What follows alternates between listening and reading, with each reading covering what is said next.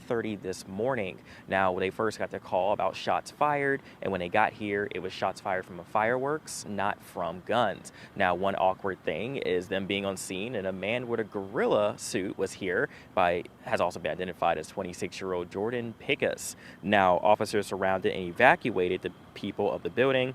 This man also threatening to blow up the building. Now, after officers communicated by phone with him for several hours, he finally surrendered. He has also been taken to a local hospital to be evaluated, that is, for potential mental health issues. And those mental health issues, after they checked, they said everything was clear. They also have put him in the Cass County Jail, and he was arrested for terrorizing. Another thing to let you guys know about was officers did stay extra time on scene to make sure that there wasn't any explosives, because he did make that threat about blowing things up. They did check the scene. The scene has been pretty clear, and that's the update that we have for you. Brian Sherrod reporting live on this bizarre breaking story this morning. Thank you. Also breaking news overnight out of the White House, where the president and the first lady are beginning the quarantining process after both of them tested positive for COVID-19. The announcement came around midnight in a tweet from President Trump, who said they're beginning the quarantine and recovery process immediately, and they will get through this together.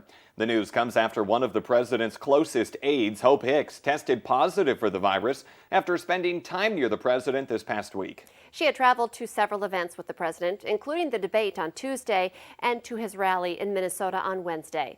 The director of the National Center Disaster Preparedness at Columbia University says Hicks could be a super spreader. Dr. Erwin Redliner says if she had symptoms yesterday or the day before, Hicks could have been infected and asymptomatic, but able to spread the coronavirus for the last 2 weeks. He says the network of people who are now possibly infected and carrying the virus could be vast. Now 9 minutes before the top of the hour, we want to check that cold Friday morning forecast we have on this first alert weather day. Good morning, Summer. Yeah, that first alert weather morning for a very frosty and frigid Friday. That frost advisory for the pink shaded counties, including the Devil's Lake Basin, up towards Langdon, including the Red River Valley and down towards Sisseton, remains in effect for another hour, so until 8 a.m. Meanwhile, a freeze warning for these purple shaded counties in western Minnesota also in effect until 8 a.m. And it's because we have a cold air mass in place, especially across northern Minnesota, 25 degrees in Hallock. And just a couple hours ago, they were down to 21. So a very chilly morning for folks up in Hallock today. 23 right now in Foston, 24 in Thief River Falls, 27 in Grand Forks, 34 here in Fargo, and Sisseton still sitting at 40 degrees where they have some thicker cloud cover keeping them warmer. We don't have much wind for today. Calm winds in Thief River Falls and in Hallock and Roseau, picking up just a touch, around 5 miles per hour here in Fargo. But overall, I'm not expecting much wind at all today, around 5 to 10 miles an hour by this afternoon out of the south. Taking a look at our satellite and radar, we have some spots that are clearing throughout the central Red River Valley, but take a look up towards Devil's Lake, Candu, Maddock. We're seeing some rain showers move in, and over the last hour or two, there have also been some blotches of pink and even a couple of blues, and that means a few snowflakes have mixed in. But whether or not that has actually reached the ground has not been confirmed. Your bus stop forecast this morning as you're sending those kiddos off to school, make sure they have a thicker jacket. Temperatures are only in the 30s. We will be fairly cloudy by around 8 a.m. as some more clouds filter through. Still cloudy for that bus ride home. Temperatures a little bit warmer, so maybe shed the thicker winter jacket for a lighter jacket, but the mittens are definitely needed for this morning. Stepping through your hourly forecast, we'll stay chilly across northern Minnesota for a few more hours.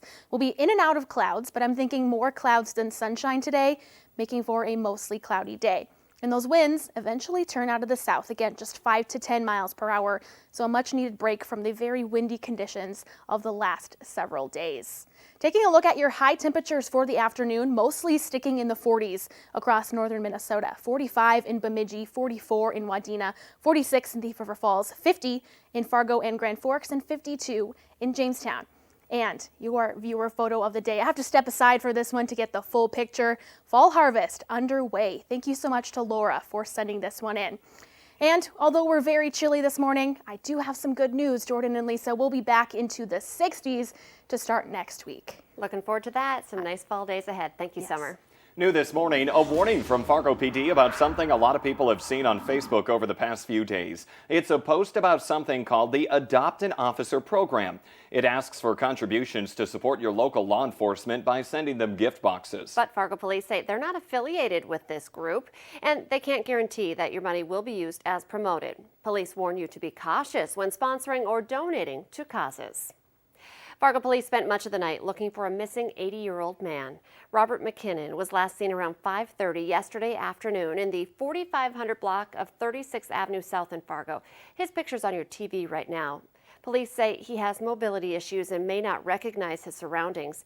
McKinnon was wearing a black baseball cap and a black and white plaid shirt. He does not have access to a vehicle. Now, police just sent out another email about this and say they are still looking for this man, and it is a priority for them. Many officers and supervisors are right now on this case, so you should call police if you see this man. A 22-year-old man is accused of assaulting a Fargo woman unconscious with an airsoft gun during a home invasion earlier this week.